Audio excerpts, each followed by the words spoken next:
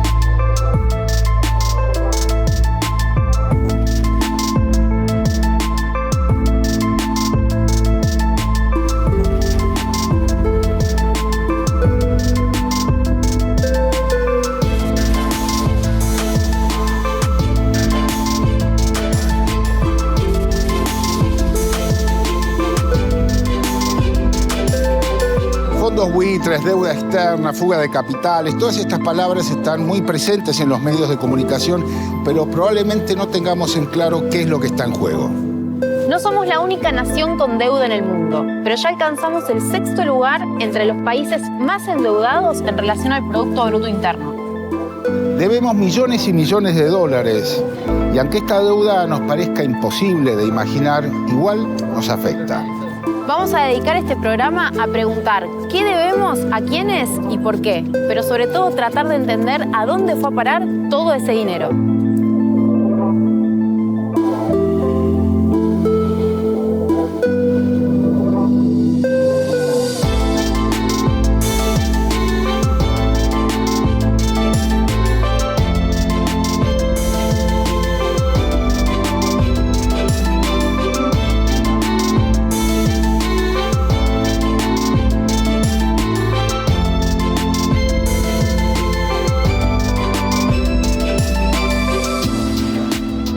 ¿De qué hablamos cuando hablamos de deuda?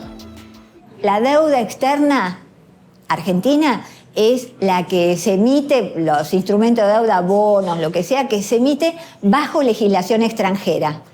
Por ejemplo, el Tesoro emite bonos bajo la legislación de Nueva York. Aunque lo compre un argentino, vos compras un bono en esa emitido bajo legislación de Nueva York, bueno, eso es deuda externa también, se contabiliza como deuda externa. Bueno, la deuda externa para la República Argentina significa y significará un condicionante para su desarrollo, para mejorar la vida de su gente, para tener una política económica independiente y autónoma de los centros del poder. En general, desde el préstamo de la Baring Brothers hasta ahora, no ha servido para estimular nuestro desarrollo, para hacer infraestructura, para tener mejores desarrollos productivos. No, para nada de eso. Simplemente ha servido para financiar financieramente algo que nosotros llamamos fuga de capitales, pero que también se llama formación de activos externos, que es algo que significa que usamos lo que nos endeudamos en el exterior para entrarlo al país, y después, al sacarlo, ya no lo saca el propio país, lo sacan unos pocos particulares que se hacen dueños de esos dólares y los guardan en paraísos fiscales, en cuentas en el exterior, dejándonos aquí con el saldo de esa deuda a pagar. En términos de comprensión popular, ¿cuáles son los efectos concretos que hay con un país con este nivel de deuda? Pongamos el ejemplo y rápido con el tema de inflación.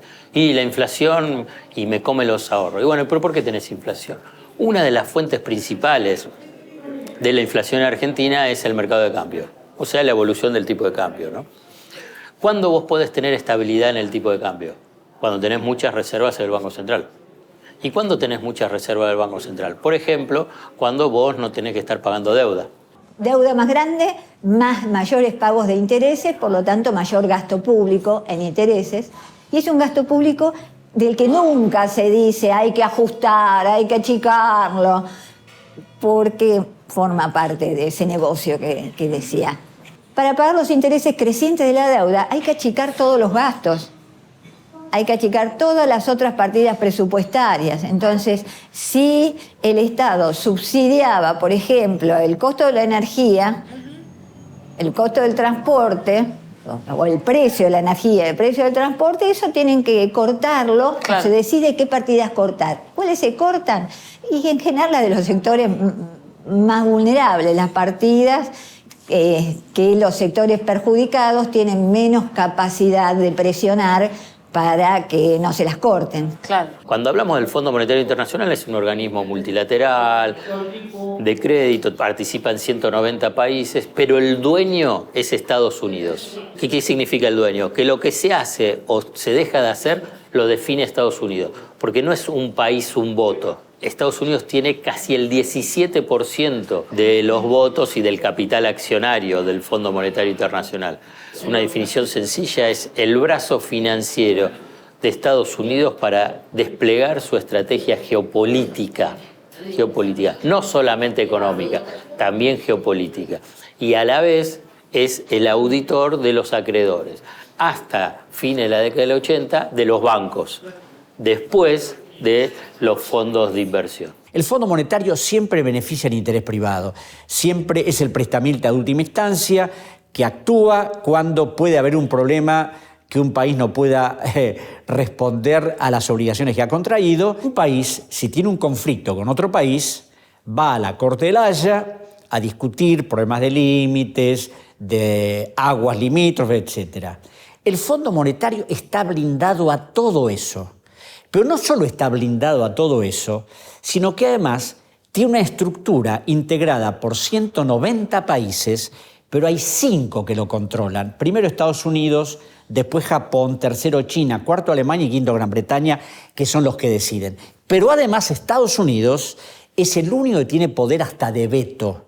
Entonces, claro, ¿cómo puede funcionar un país cuando es parte de una estructura donde en determinado momento un gobierno toma una decisión y no va a poder enfrentar eso porque hay toda una forma operativa que beneficia a la institución y que naturalmente perjudica al país? Argentina no es complementaria de Estados Unidos. Estados Unidos es un país dominante que le interesa nada el bienestar de los argentinos. Tiene a la región como reserva de materias primas y nos mete la pata encima sin asco. No le importamos, no le importa que nos desarrollemos porque no somos un peligro como país en desarrollo, ni como región en desarrollo. Le conviene que no nos desarrollemos. En su disputa con China, sí quiere que tengamos menos relaciones con China y más con ellos, pero no nos ofrecen nada bueno a cambio. Claro.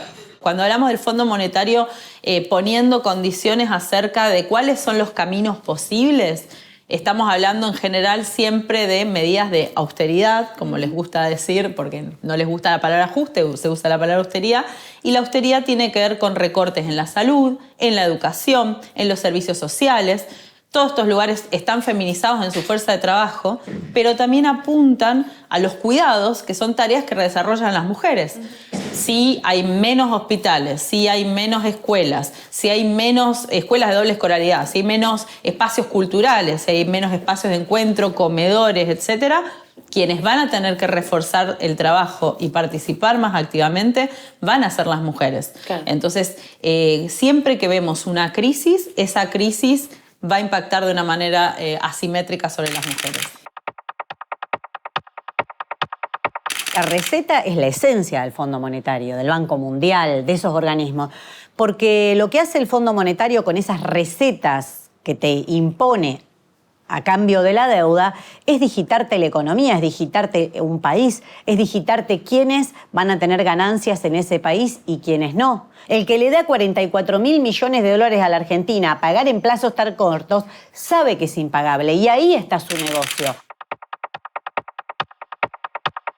Porque como Argentina no va a poder cumplir, a cambio vienen las recetas del FMI para que vos salgas adelante supuestamente y puedas pagar. Estuve analizando un poco cómo le fue a los distintos países que siguieron las estrategias que el fondo les marcó. Grecia es el caso típico, Egipto es otro caso, por ejemplo. A todos les fue mal.